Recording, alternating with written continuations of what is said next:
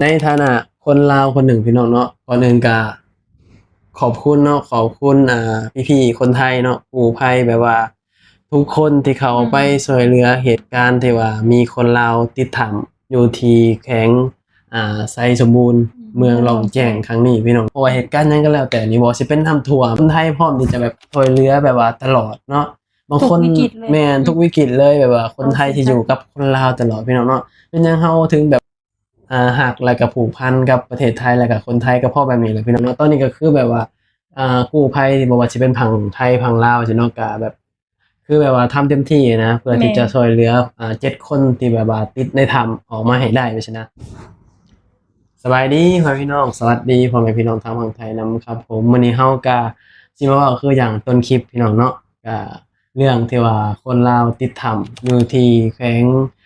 ไสสมบูรณ์เมืองล่องแจ้งพี่น้องเนาะผ่านไป6 มื้อผ่านไป6 วันแล้วพี่น้องเนาะก็ก่อนอื่นก็ขอบคุณเนาะขอบคุณแบบว่าขอบคุณพี่ๆกู้ภัยประเทศไทยเนาะที่แบบว่าเข้าไปช่วยเหลือเหตุการณ์ครั้งนี้พี่น้องเนาะแบบว่าทุกคนก็แบบทำเต็มที่นะเฮาเบิ่งคลิปแล้วแบบคือเอาใจช่วยพี่น้องก็แบบนับถือน้ำใจแบบว่าแฮงแบบเข้าไปในถ้ำแบบน้อยๆเนาะหลายๆคนก็เซ็นในข่าวแหละ เห็น พี่น้อง แหละ เนาะ เห็นฟีดมันขึ้นมาตลอด แม่น 2-3 มื้อมานี่ที่มันนั่ แม่ นต น ลอดแบบ เห็นทีมงานเข้าไปแล้วแบบหูน้อย ผู้ ๆอะ น้อยๆก็ เฮาเบิ่งแล้วเฮารู้สึก สิลำบากเนาะแบบ หายใจบ่ออกเลย เออ คนที่เขาเข้าไปอยู่ในเหตุการณ์จริงๆค่ะต้องแกร่งจั่งใดอะ แม่นต้องแบบต้องเก่งอะต้องแบบมีความอดทนสูงอะเนาะต้องใจแบบว่าเกินร้อยนะพี่น้องเนาะเฮาก็นับถือแบบโอ้แบบคือน้ำใจอะเนาะแบบกู้ภัยแบบว่าทางประเทศไทยพี่น้องเนาะแล้วก็ไปสมทบกับกู้ภัยอยู่ประเทศลาวแหละพี่น้องเนาะแต่ว่าคนที่เขาไปสำรวจถ้ำแรกๆก็คือทีมกู้ภัยจากประเทศไทยเนาะโดยเฉพาะพี่ปอนแหละพี่น้องหลายๆคนก็สิฮู้เนาะพี่ปอนเป็นแบบว่าช่วยเหลือสังคมจังซี่นะใจบุญพี่น้องแล้วก็บ่ได้เลือกว่าไผแบบจังไดไปซี้นะช่วยเบิดทุกคนพี่น้องเนาะคือแบบว่าหลังจากที่มีข่าวว่าคนลาวติดถ้ำเนาะก็ทางการลาวทางประเทศลาวก็ส่งหนังสือแบบว่าแบบเอิ้นว่าจังได๋ขอความช่วยเหลือประเทศไทยก็ถือว่าเป็นประเทศแรกๆเนาะที่แบบว่าบ่ว่าสิมีเหตุการณ์หยังก็แล้วแต่เนาะ แบบ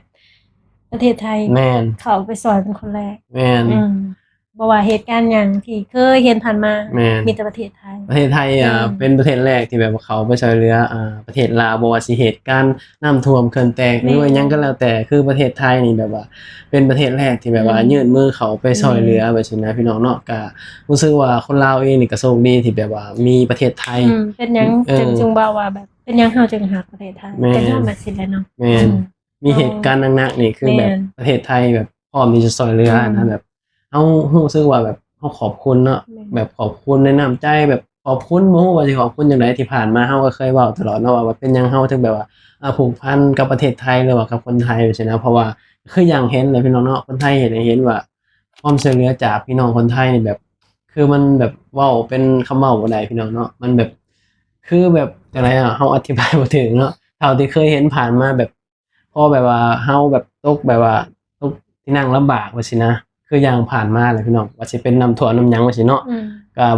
บางคนบ่ได้ไปก็ส่งของไปให้ไปซี้นะคนไทยไปซี้นะก็ถือว่าเฮานับถือน้ำใจแฮงเนาะคือเหตุการณ์ครั้งนี้คือกันพี่น้องเนาะแบบเห็นแล้วก็แบบคือฮู้อยู่แล้วว่ามันแบบมันเสี่ยงสูงอะเนาะเพราะว่าเขาไปถ้ำอีกอย่างก็บ่แม่นคนในพื้นที่แม่นบ่คือแบบเขาไปนี่แบบว่าโอ้แบบเบิ่งแล้วก็แบบว่ามันคือสิยากแฮงอะนะเฮาเบิ่งยังแบบโอ้เฮาเมื่อยแทนน่ะแบบขนาดเฮาบ่ได้เข้าไปบ่อนแบบบ่อนในถ้ำอะนะเฮาก็ยังคิดว่า โอ้เบิ่งมื้อนี้ก็แบบหายใจแบบว่าบ่ทั่วท้องแนวพี่น้องทั้งที่เฮาบ่ได้ไปอยู่จุดๆนั้นเนาะภาษายังคนที่แบบว่าไปอยู่จุดๆนั้นถ้าเกิดว่าใจบ่เกินร้อยนี่เฮ็ดบ่ได้พี่น้องเนาะก็นับถือน้ำใจแล้วก็เอาใจช่วยทุกภาคส่วนเนาะบ่ว่าสิเป็นพี่ๆประเทศไทยกู้ภัยเนาะแล้วก็ทางฝั่งลาวเฮาแบบซี้นะก็อ่า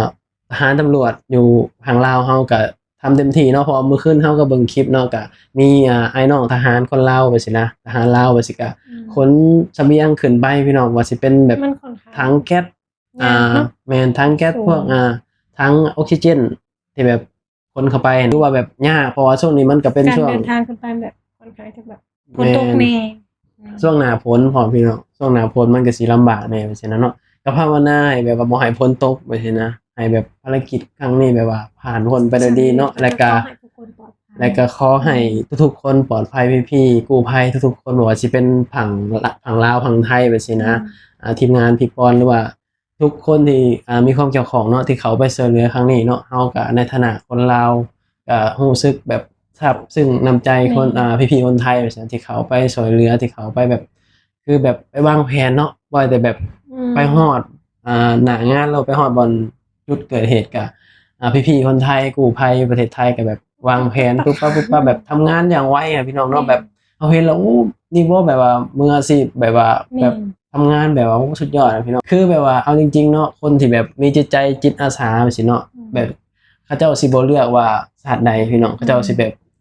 คือคิดอย่างเดียวคือซอยคืออยากซอยอย่างเดียวนะว่าสิยากหรือว่าบ่ยากก็แล้วแต่เนาะเท่าที่เฮาเบิ่งคลิปแบบคือสิเข้าไปให้ได้อะเฮาเบิ่งแล้วโอ้สุดยอดนับถือน้ำใจแฮงพี่น้องเนาะใจแบบเกินร้อยแฮงนี่เนาะ โอ้เห็นอะไรก็แบบเอาใจซอยเนาะเอาใจซอยแบบให้กำลังใจแบบ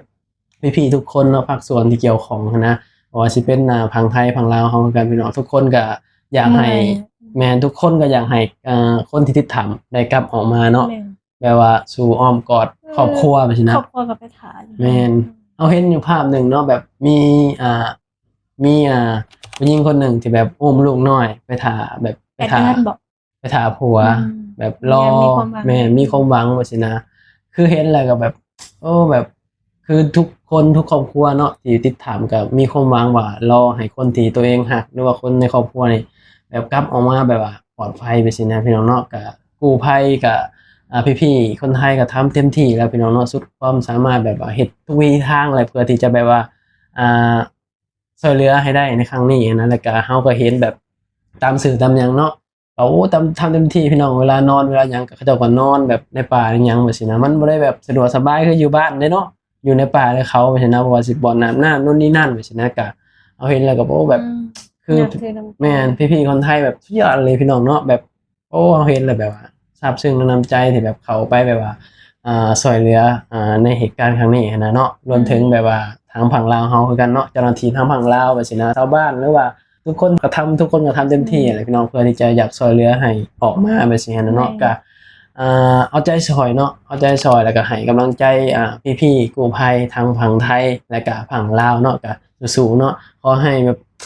ทุกคนเนาะขอให้ทุกคนปลอดภัยแล้วก็สิ่งศักดิ์สิทธิ์คุ้มครองเนาะให้ทุกคนกลับออกมาแบบด้วยความปลอดภัยบ่ว่าสิ